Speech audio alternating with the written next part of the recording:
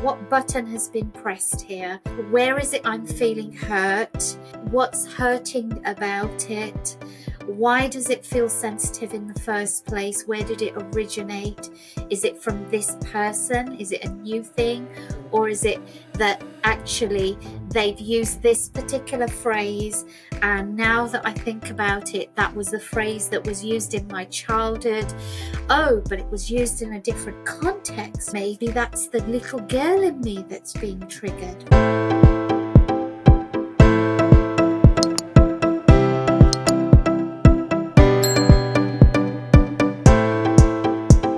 Today's guest is my dear friend Kurly Marwaha, energy strategist for environments using Feng Shui and other powerful ancient tools. She shows people how to maximize their business and home for prosperity, love, and abundance. She clears blocked energies that are keeping people stuck, providing them with success strategies. Welcome, Kurly. Hello, it's such a pleasure to be here with you today. I'm really excited for our conversation. I'm going to learn lots here. So I'm really excited. So, with that said, I mean, we've known each other for about probably 12 years now or so, if not getting on a bit more than that. At least. Yeah. Lost count, that's how long. And we've kept in touch. So, this is brilliant. And thank you for being on the show. Thank you. What is one of the most courageous things that you have done? Bearing in mind, I know you've done a lot. Can you pick one? Do you know, I changed my mind so many times between different specific things, and then I realized they all had one thing in common. The courage to follow my heart. That's All beautiful. of them. Yeah. So tell me more about that. The courage to follow my heart has, it's changed over my lifetime.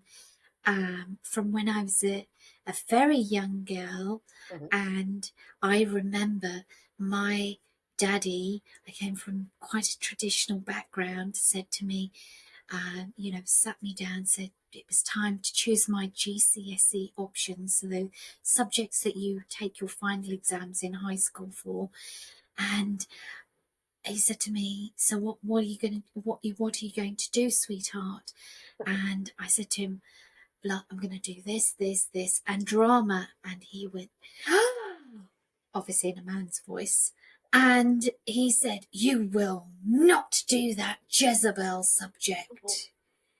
Yes, because the theatre and, dancing on stage and this and that, if you go very, very, very way back in the very traditional ancient Indian culture, my background is Indian ethnicity. It was, the two were synonymous, with the, dancing and theatre was synonymous with loose morals and all that sort of thing. It's obviously not true any longer. It's a very reputable career move, actually, isn't it? Yep, but not sure. back then. So it took a lot of courage. I walked out of the house. I walked my half an hour that it took to walk to school. And then I sat down and my teacher said, so which subjects are you going to take, Kurly? And the first thing that came out of my mouth, and I hadn't planned this on the way from home to school, but when I sat down in the chair, it's almost like my spirit decided to speak for me, for my highest good. And the first word that came out of my mouth was drama, miss. You rebel. And then I gulped and I thought, what am I going to tell my dad? Maybe I can get away with telling him nothing and doing the subject for 2 years, which is obviously how a little girl thinks. Absolutely. But that was the very first time that I can think of. It took an enormous amount of courage to do that. Wow. So how did that work out for you, doing the 2 years of drama? What did your dad say? Because I'm sure he must have found out. Of course he did, and it didn't take very long because I'm a terrible liar. Somebody asked me a question, and I kind of go, "Oh,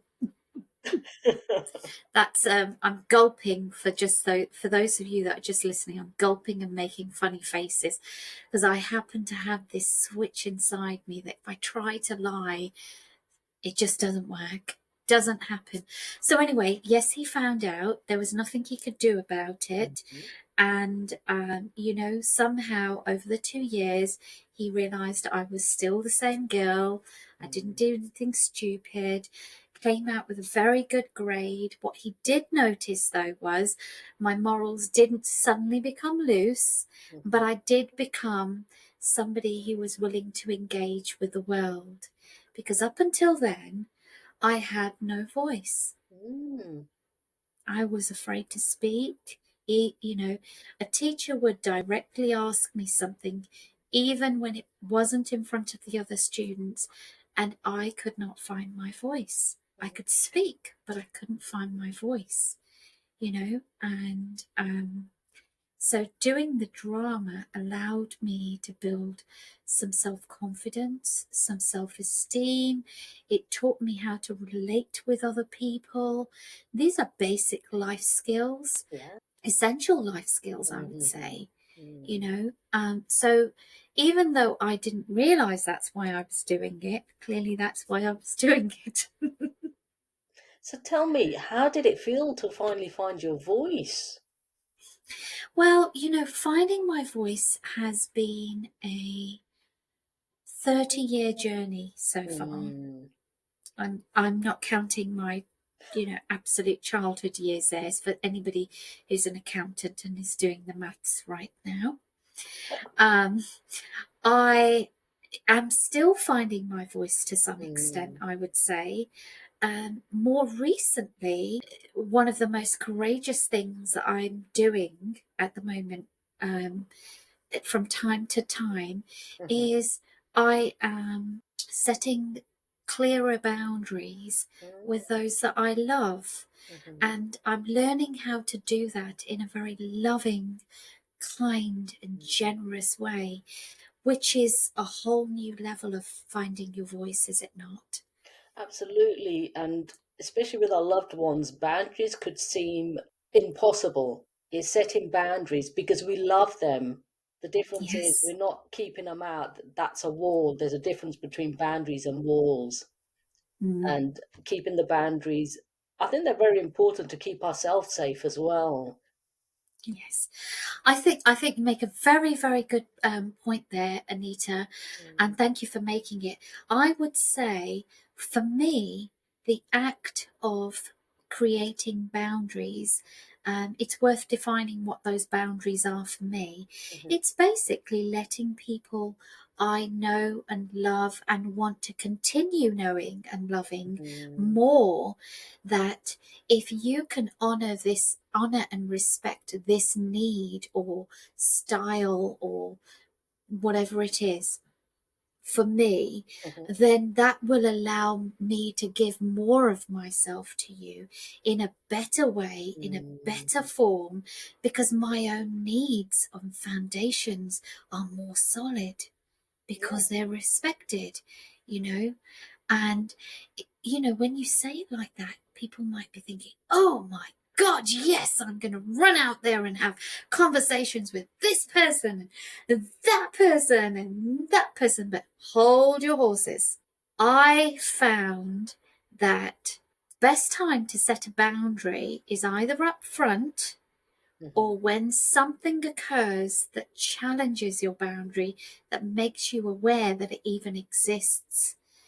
And the reason why that's important to wait for that is because until that happens, you don't know mm, what is it exactly, to what extent do you need it, why is it even important, when it was challenged, how did it make you feel, mhm, and it gives you such a lot of information that then allows you to express your need to that other person in a way that's truly, I would say, beautiful for them as much as you. in Mm-hmm. terms of a learning and growth experience. And, you know, I always say to my friends, in fact, I invite you to take this, borrow it forever, this next phrase, guys and gals, because I always say to people when we've hit a loggerheads and something challenging has happened that requires one of these conversations, um, that we're at a point in our relationship where we are at a junction. And Mm-hmm. this next conversation that we have and the way in which we have it is either going to bring us closer together and strengthen our bonds, or we're going to find ourselves veering away a little bit from each other. And it will be the beginnings of a chasm or something that could potentially grow. And I, for one, want it to be the first of those options because you're so important to me and I love you so much. I'm willing to go to that place within myself that's petrified that you will be different with me, that I might lose you, that there'll be a rejection, that you'll say something that might crush my spirit because it's so sensitive and vulnerable, this space. And I'm willing to go there because what's at stake here is we have the opportunity for that moving closer together still. And you know that never fails me, ever. Absolutely, absolutely, Curly. And that's quite, within itself is a very courageous thing to do. So how did you find the courage to do that? Because that's, quite a tangible part of your life. Yes. I think I have to be really honest here. The hero answer would be to say, I'm just that courageous and wonderful and beautiful and everything. But the truth is that when it comes to those situations, I tremble, I shake, I frizzle down like the Wicked Witch of the East in at the end of the Wizard of Oz, you know, and I fret. And so what I tend to do, here's how I find my way through it, just in case it helps just one of you. First of all, I sit down and I spend time. When I say sit down, sometimes it happens over a few days or a week or two. But basically, first of all, I take the foot off the brake and I focus the attention on me and me alone. And I say, okay, so what button has been pressed here? What is it? Where is it I'm feeling Mm, hurt?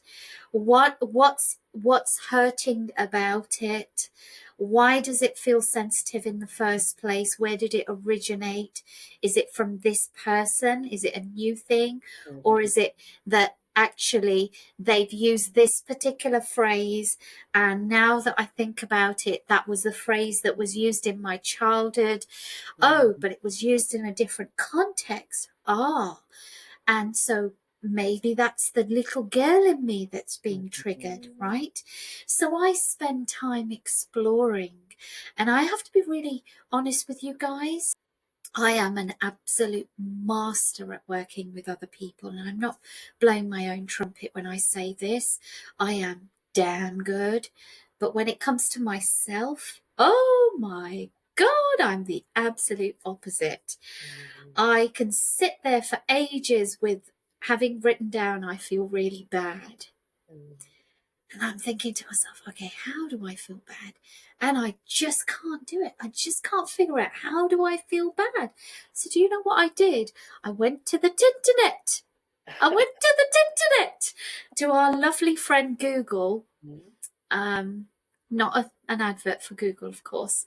And I typed in list of emotions and I mhm, printed out a list of emotions so that I could connect with and specify exactly how I'm feeling. It's so incredibly important.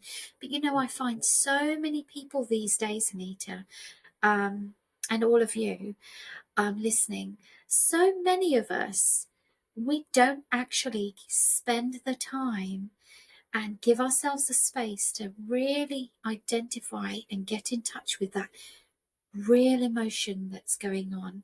it's very easy to say, oh, I'm so angry. But do you know, for example, that anger is a secondary emotion? Mm, Anger is how it shows up, but underneath the anger, there's another emotion, and that's the one that's really going on. It could be hurt, it could be mhm, mm, betrayal, it could be confusion, it could be anything, right? So absolutely. Yeah. so I spend time to get in touch with what's going on for me, why it's happening, and then I move on to the situation with my friend or my mother or my whoever Mhm, it is. mhm, And then I look at that situation and I write out what happened. mm, And then after I write out what happened, I say to myself, okay, so where in this situation has this shotgun of betrayal gone off, or this shotgun of, uh, mhm, hurt? And what was it? What was the pellet? Was it a specific phrase, or was it the attitude, or was it that they didn't listen to me? There was a misunderstanding, yeah, definitely. you know? So I deeply explore this. And by the way, for anybody listening who's thinking, I haven't got the time to do all that, that's weeks and weeks. No, sometimes I sit down and I write things down. Sometimes I just hold it in my space. Mhm, So I mhm, might think about it while I'm driving, or go for a mhm, walk when I'm sat with my cats, or whatever, mhm, right? mhm. And I also, I'm a deeply spiritual person.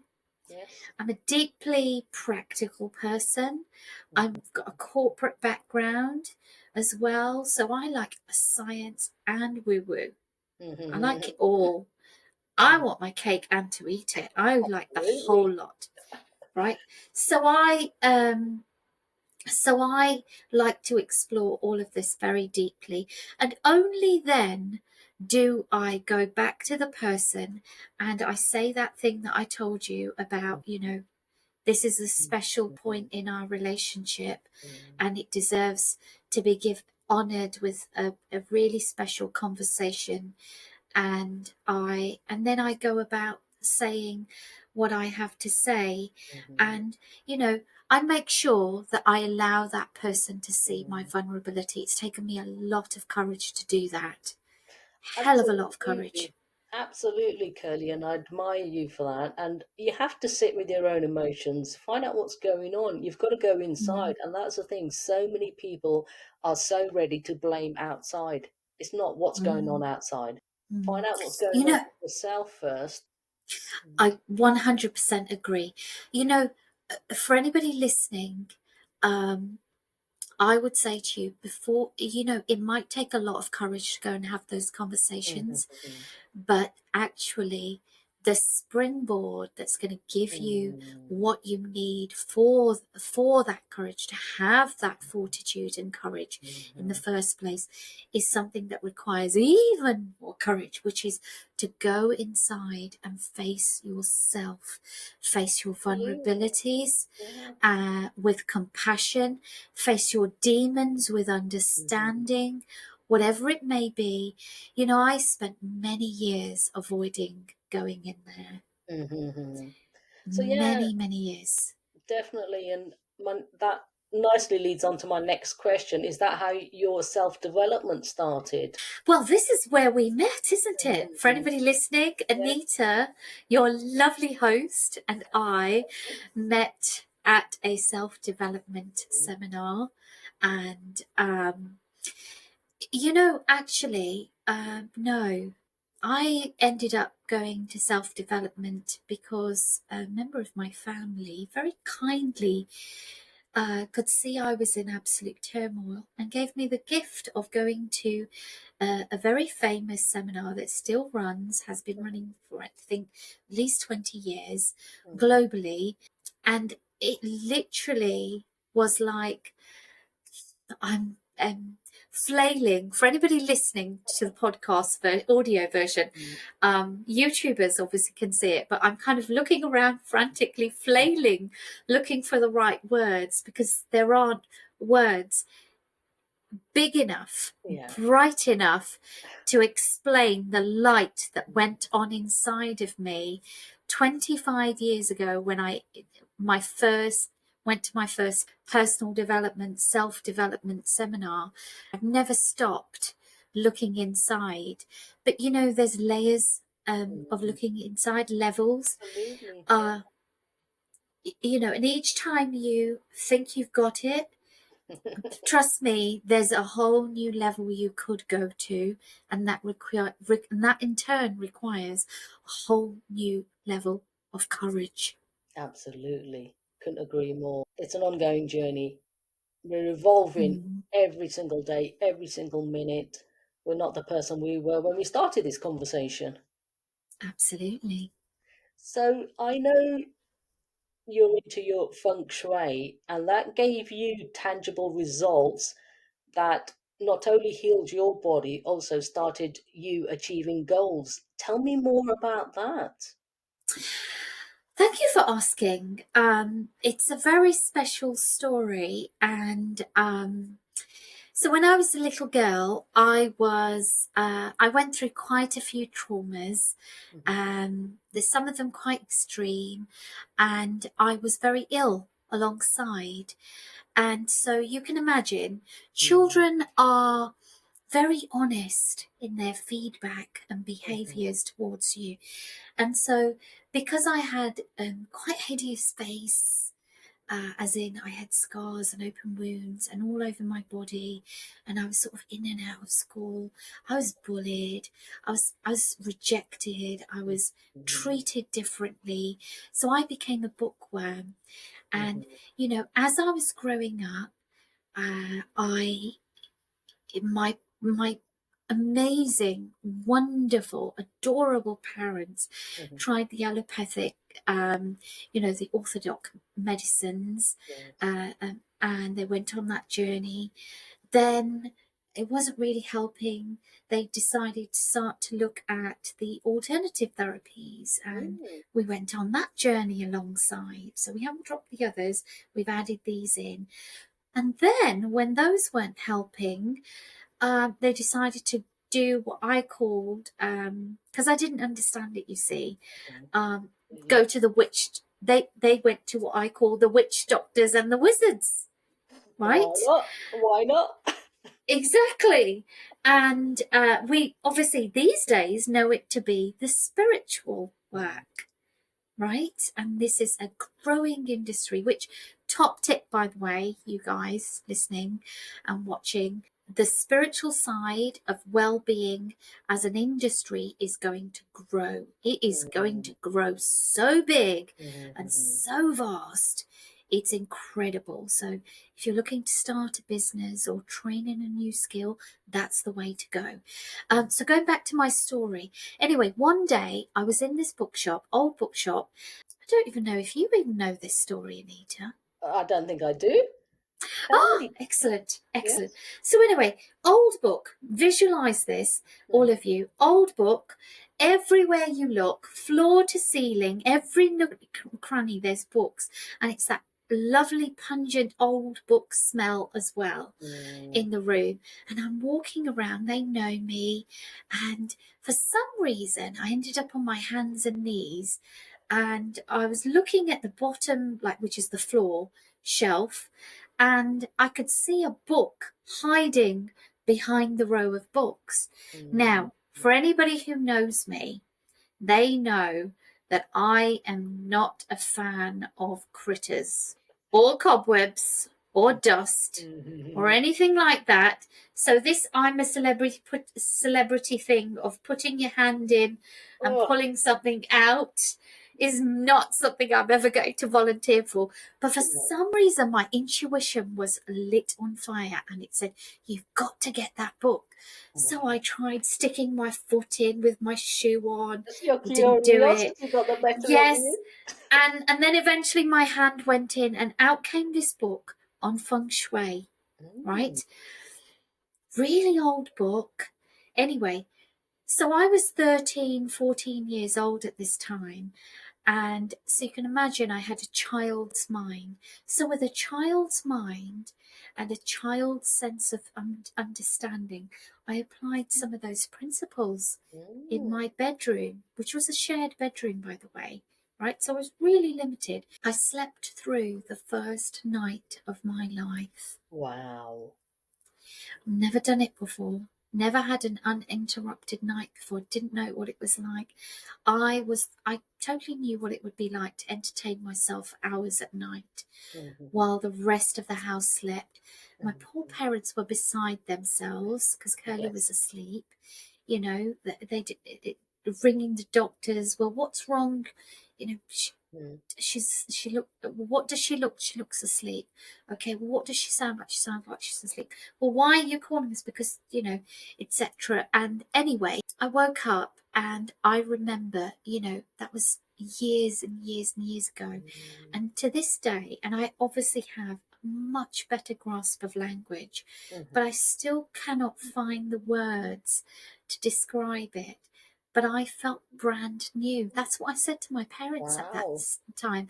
And even today, the only way I can describe it is I felt brand new. Mhm, It's like the universe had gone in, and while I was sleeping, you know, swapped some parts out and done me an upgrade of my apps and whatnot, rebooted my system, and I mhm. woke up. I was refreshed beyond a level that I'd ever known. Wow. Anyway, my within 2 weeks there was significant healing. I'm not saying a little, I mean significant, Mm, to the point when I was a child, you know, I mean, if you're on YouTube, you can see I've got a very short cap sleeve dress on. There's lots of flesh available to see. Never would have happened. And if it did, you would have just seen bandages. But there's not a single scar on me. They've all mhm, gone. And mhm, that was part of the condition, one of the conditions that I had. And it was a miracle. And mm. that's why, you know, 34, you know, 30 something years later, I don't lose my enthusiasm talking about feng shui because I'm the living, walking, talking piece of evidence. And, you know, I have, if I ran across a 50-yard room when I was a little girl, guaranteed I'd be off in an ambulance. Oh And it God. happened regularly, right? I have, in my grown up adult years, run the London Marathon. Mm, I've climbed Kilimanjaro. I mhm, live in a community where there's mountains all around me mm, panoramically, and I love to hike them. My life has changed, not just mhm. for the better. It's like I literally have come to life to a whole new level. And when you experience that kind of benefit, you kind of do want to shout from the rooftops, and you Absolutely. can't help yourself, Mm, you know? mhm. Absolutely So love that it, Curly. Love it. mm, mm. So when I do the feng shui, my basic message to people is this: you know, from the moment you're born to the moment Mhm, that you die and you leave this planet, this world, this existence, you're in the environment. There's not a second when you're not in the environment. mm.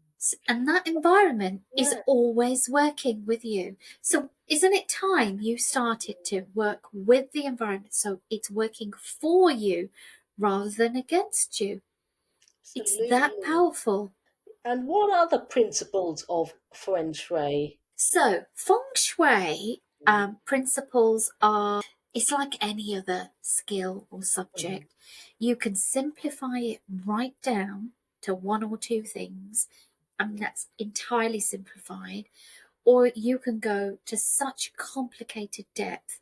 I mean, just before coming on to do this podcast, I did a 2 hour masterclass actually, mm. which actually, Anita, I don't know if this is a good thing or not, but it's an evergreen masterclass Yeah, for feng sure. shui, tips for business, but Mm. they're valid for anything.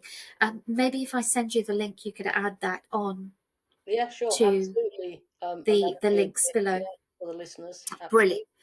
Fantastic. And it's a really affordable way for you to get a flavor, to start to see some of the benefits, Mhm. guys. If you want to, if you're thinking, yeah, this sounds great, but I don't know if I want to go full in for a consultation yet. And then obviously you can contact me too. Simplified, Feng Shui is this.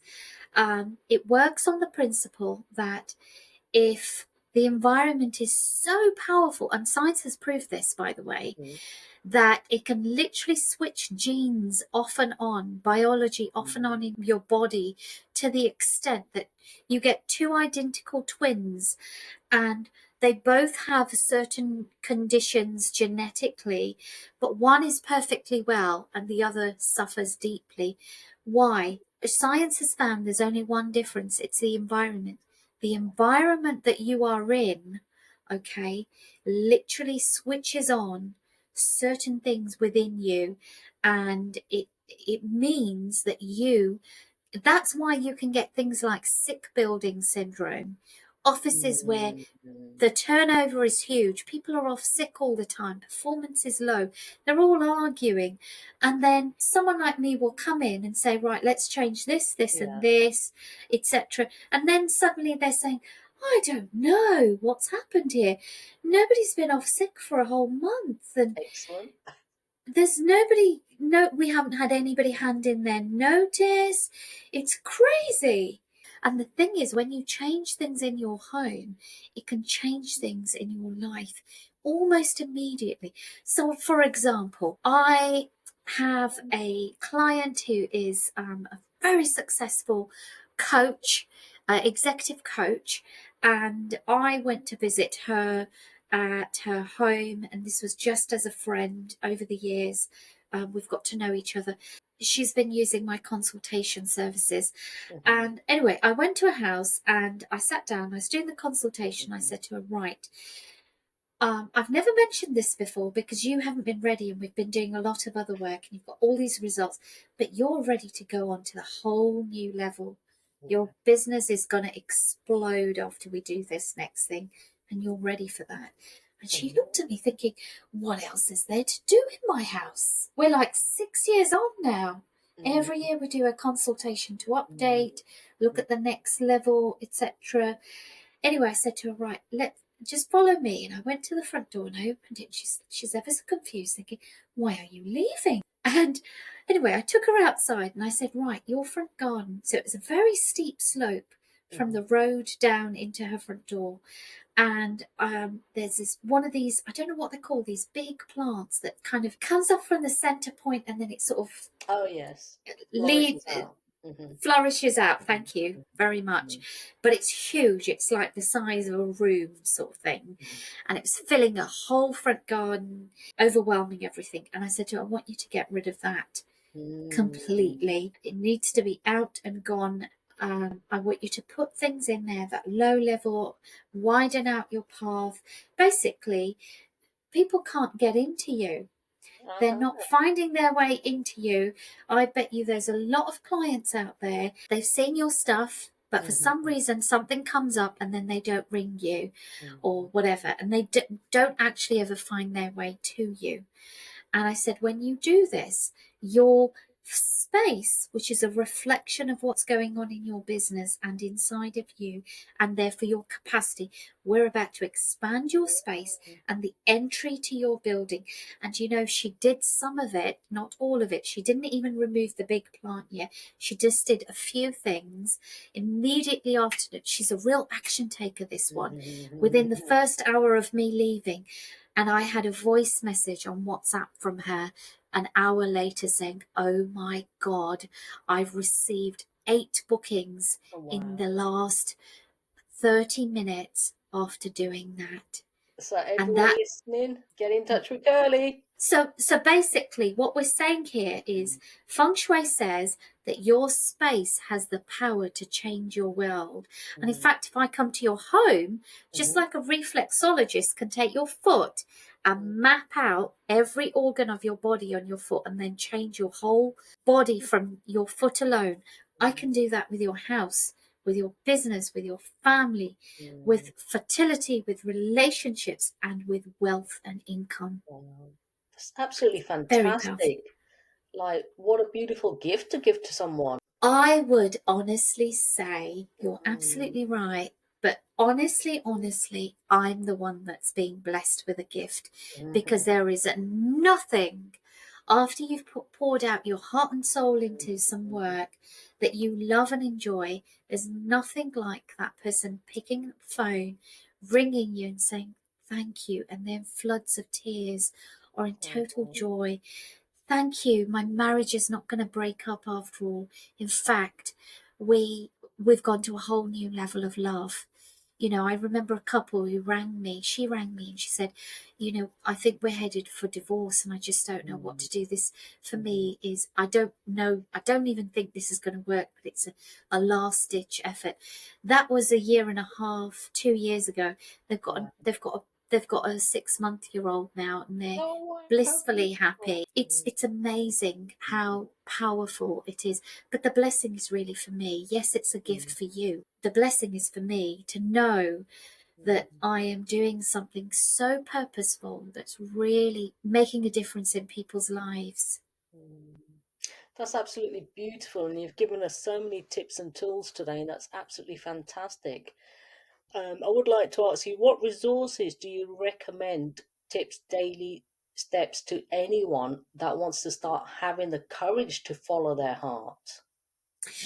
So, the first thing I would say to you is become aware of your lack of courage, but do Mhm, it from a non-judgmental place. Do it from such a from do it with so much compassion, more compassion than you've ever known, and mhm, look at it through those eyes, because you can't step into courage unless you can face the fear and really mhm, recognize what it is that you need courage over. Tip number one. Tip number two, take the time and don't rush yourself to explore, what is this about? What's going on for me? Why am I feeling hurt? mhm, Why do I feel scared of this? Why does it feel like I need courage to have this, to say this simple thing? Explore that, because that's going to solidify and act as a springboard for your courage. mhm, And then the final thing I would say to you is, you know what, sometimes when you take up courage to do something, sometimes it doesn't work out, but it will always be worth it. And every time you do it, your courage will build, you will learn, and it's all going to be a journey that's going to give you, when you take courage, one of the biggest benefits of courage is you build your self-esteem and mhm, confidence. mhm. You grow in every direction. So always do it, even if it goes wrong once. Absolutely, that's fantastic, and thank you for sharing that with the listeners. Where can the listeners find you online? What's your website, Curly? Okay, so my website is currently being worked on, but it will be live at some point. It's www.Kurly with a K, Feng Shui Master .co.uk, and I'm sure Anita will put links somewhere so you can get the Yes. spellings right. Right now, the best way to get hold of me is via Kurly Feng Shui Master on LinkedIn, or Kurly the Feng Shui Master on Facebook. Just message me directly. I will, even if I can't do something for you, I will direct you, because the great thing about working with energy, Anita, as you know, is there's always something you can give somebody, even if it's a small nugget, which Absolutely. can grow into a Mhm. huge flourishing ball of wisdom for them. Absolutely, and I will put all your links in the show notes so if anyone can directly get in touch with you. Thank you. Thank you for sharing your courageous journey and your insightful wisdom and knowledge with us today. And I know by doing so, you have helped so many others. Curly Marwaha. Thank you. And we are all about Create the Courage to Be Fearless podcast here. So, what is your definition of courage? I would say that my definition of courage, formed through my own experiences, is the capacity to look at yourself and see all the things that you feel make you less, smaller, hurt, and make you feel like, oh, you know, that soft, sensitive, vulnerable space. And the reason why I say that is because only once you can see all of that can you make the decision that, you know what, I want something better for myself, or I want something better for this relationship, or for this business, or for this family, or for this child, whatever it is for you. And the second you say, you reach into your heart and you say, I want something better, that's where courage is seeded, because then you're willing to take steps towards attaining the courage. That's what I would say.